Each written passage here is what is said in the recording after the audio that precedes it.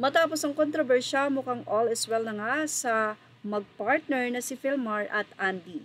Sa post nga ni Philmar sa kanyang Instagram ay may sinabi pa siyang National Couple Day. Post your other half, kung saan kasama nga ni Philmar si Andy. Hindi naman nagpatalo si Andy dahil may post din ito na mukhang chill-chill lang at unbothered. Sa caption ni Andy, sinabi niya na, of course, business as usual. Finally, open again. We have a new look, new must-try items on the menu, and new stock of our best-selling merch designs. Send us a DM to order or book a lessons, or better yet, come by the shop and hang with us. Matapos ang caption ay ibinahagi nga ni Andy Eigenman ang mga ma-o-offer nila sa mga pupunta nga sa Siargao. So pwede nga po kayong magpunta sa kanilang shop at doon ay magpaturo ng instant na maging surfer. Siyempre, mayroon din silang mga souvenir like ang mga t-shirt na may printed na sa Isla Siargao.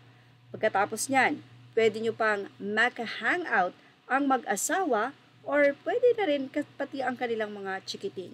Ipinakita naman ni Andy ang tila napakasarap na samahan nila sa nasabi nga pong isla. Hindi lang yan, pati ang mga food at ang mga inumin like juice or yung malalamig na inumin mukhang napakakasarap talaga ng ino-offer ng kanilang resto doon sa Siargao.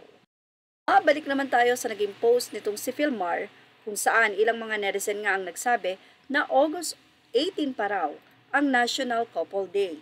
Pero napaaga daw itong si Philmar para makabawi kay Andy. Anyway, nagpaliwanag na rin ang nasabi nga pong babae na nasa video at sinabi nila na wala naman talagang anuman yon. Mga netizen lang ang nagbigay ng mali siya. Pero yung mga act down nitong si Philmar, kung ito man ay nakainom, sigurado na wala siya sa kanyang 100% self. At medyo nagkaroon nga ng dungis itong si Philmar. Kaya naman sa mga celebrity couple, talagang dapat ay ingat-ingat sa kilos. Dahil minsan kahit hindi mo naman talaga intensyon, sa lawak ng social media ngayon, ay ibang na nga ang nagiging dating.